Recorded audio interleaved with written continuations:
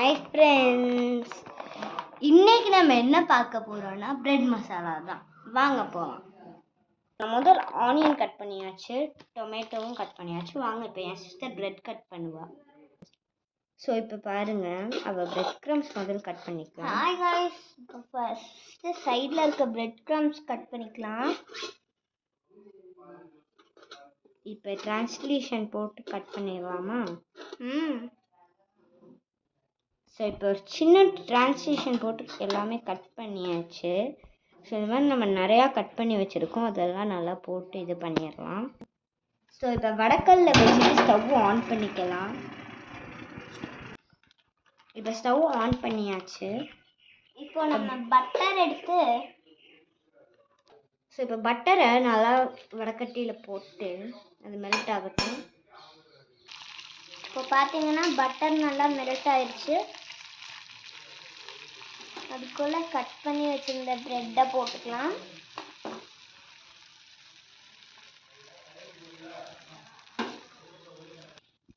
பார்த்தீங்க அப்படின்னா ப்ரெட்டை நல்லா டோஸ்ட் ஆகிற வரைக்கும் மிக்ஸ் பண்ணி வைக்கணும். டோஸ்ட் ஆயிடுச்சு பாருங்க, பார்த்தாலே தெரியும். டோஸ்ட் ஆயிடுச்சுன்னா நம்ம ஸ்டவ் ஆஃப் பண்ணிக்கலாம். பார்த்தீங்கன்னா ஒரு பவுலில் ஷிஃப்ட் பண்ணியாச்சு. So start.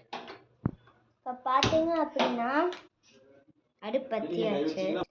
இப்போ பார்த்தீங்க அப்படின்னா ஆயில் ஊற்றிட்டு கடுகு இதெல்லாம் போட்டுடலாம். கடுகும் ஜீரகமும் போட்டு ஆட் பண்ணி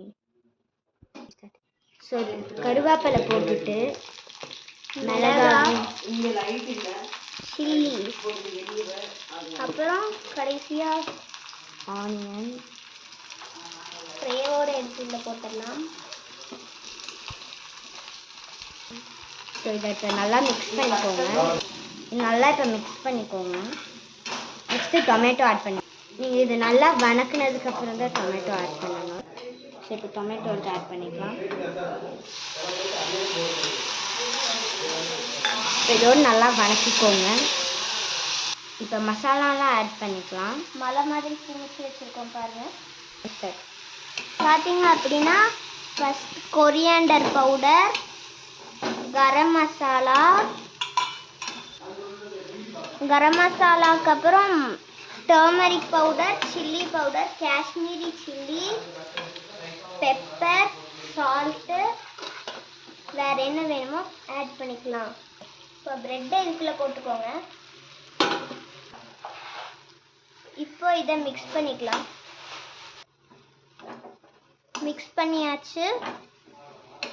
இது நல்லா மிக்ஸ் ஆகணும். அதுக்கப்புறம் நம்ம ஆஃப் பண்ணிவிட்டு எல்லா ப்ரெட்டும் நல்லா இது மசாலாஸ் கூட ஆட் ஆகிருக்கணும். பார்த்தீங்க அப்படின்னா நல்லா மிக்ஸ் ஆயிடுச்சு. ஓகே, இப்போ ஆஃப் பண்ணிக்கலாம்.